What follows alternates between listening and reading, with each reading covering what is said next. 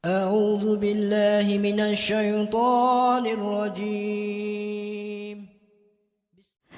Hadis ni panjang, jadi saya baca terjemahan saja. Riwayat Bukhari. Sesungguhnya Allah Subhanahu wa taala mendekatkan seseorang mukmin lalu menutupinya. Allah mendekatkan seorang mukmin daripada mahsyar kelak lalu menutupinya. Akan diturunkan baginya sutrah. Maksudnya bila Allah panggil seorang mukmin dekat untuk dihisab, lalu Allah turunkan sutrah untuk menutup, menghalang daripada manusia lain untuk melihat dia. Maksudnya ketika dihisab dia dengan Allah sahaja. Allahu Akbar. Lalu Allah berfirman, ingatkah kamu dengan dosa ini? Maksudnya Allah bertanya kepada dia, ingatkah kamu akan dosa kamu ini? Lalu ia menjawab, ya wahai Tuhanku, ya aku ingat wahai Tuhanku. Allah terus menyebutkan semua dosa-dosanya, sehingga orang itu terus menyangka di dalam hati bahawa ia pasti celaka. Setelah itu Allah berfirman yang bermaksud, aku telah menutupi dosa-dosamu ini di dunia, dan pada hari ini aku mengampunkannya. Lalu diberikan kepadanya buku kebaikannya. Subhanallah. Ini golongan yang pertama, iaitu golongan yang mana ketika dihisab oleh Allah, dia dijaga aibnya, tidak dilihat oleh manusia yang lain. Siapakah golongan ini?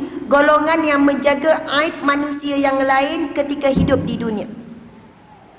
Ini antara perkara yang jarang kita ingatkan kepada ahli keluarga. Dan hari ini yang menyedihkan, banyak isteri buka aib suami atas dasar meluah perasaan.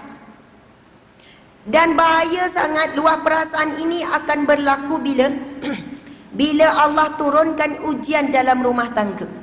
Bila dia rasa sedih, kecewa dengan suaminya, lalu dia perlu cari seseorang untuk mendengar. Dan dia cerita bukan sebab apa, bukan nak cari jalan penyelesaian, tapi sekadar nak luah perasaan. Tapi kalau nak cari jalan penyelesaian, ia dibenarkan. Itu pun tidak boleh buka semua aib, supaya tak jadi isteri yang kufur dengan nikmat. Sebab ketika diuji, jangan lupa saat-saat nikmat, saat bahagia, saat gembira. Mesti pada suami itu ada kebaikan, takkan semuanya keburukan belaka. Dan bahayanya yang disebut dalam hadis Nabi SAW, bila wanita bertanya, muslimah bertanya, ya Rasulullah, apakah sebab seorang wanita itu masuk ke dalam neraka? Lalu Rasulullah menjawab, iaitu mereka menyakiti hati suaminya dengan lidah mereka, dan mereka tidak mensyukuri suaminya. Kemudian yang ketiga Nabi sebut, seseorang wanita itu apabila dia tidak menyukai sesuatu terhadap suaminya, dia boleh melupakan segala kebaikan suami. Minta maaflah kalau saya sebut tentang wanita je, nanti kita sebut pasal lelaki juga.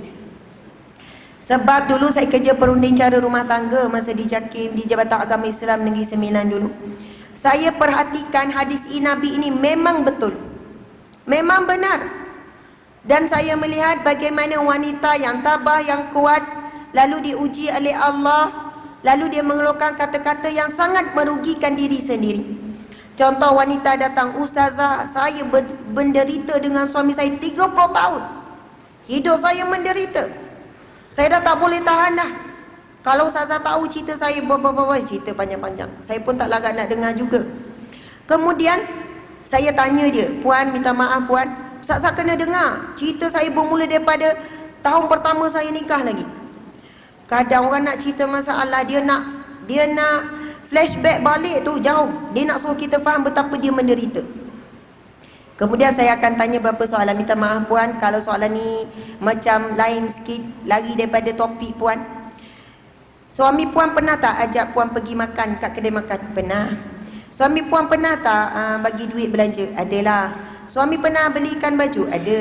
Pernah tak bawa pergi jalan-jalan? Ada. Pernah tak bawa balik kopi pisang? Banyaklah. Lepas tu saya tanya, puan, tadi puan cakap menderita sepanjang 30 tahun, macam tak pernah langsung ada bahagia, macam tak ada kebaikan langsung, macam hari-hari tu buruk-buruk. Tak adalah macam tu ustazah, ibarat saja tadi tu. Jadi saya kata bahaya puan. Ini hadis Nabi sebut. Dia antara ciri-ciri wanita neraka, ahli neraka. Wanita dicampakkan ke dalam neraka apabila dia tak suka tentang suaminya, lalu dia melupakan segala kebaikan suaminya. Na'udzubillahi min zalik. Mudah-mudahan kita tidak mempunyai ciri-ciri wanita ahli neraka tersebut. Amin ya rabbal alamin.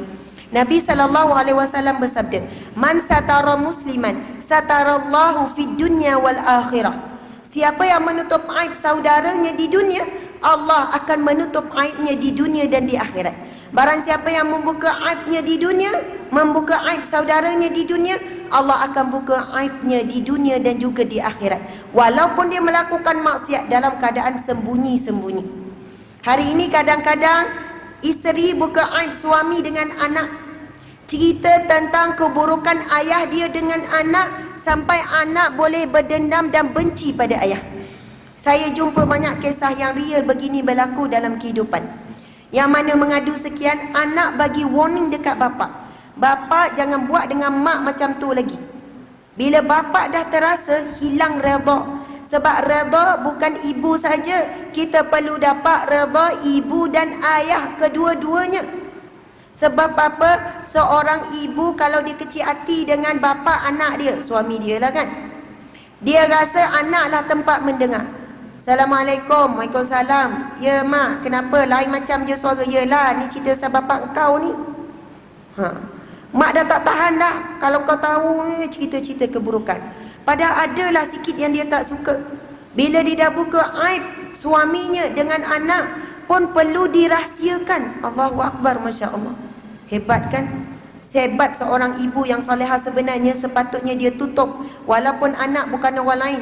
Ada orang tanya saya, "Ustazah, takkanlah dengan anak pun tak boleh? Kena rahsia ke?" Itulah ujian kita ibu-ibu sekalian. Sebab yang suka bercerita minta maaf biasanya orang perempuan. Jarang pula ayah nelipon nak ngadu-ngadu dengan anak. Macam pelik orang lelaki telefon anak nak mengadu.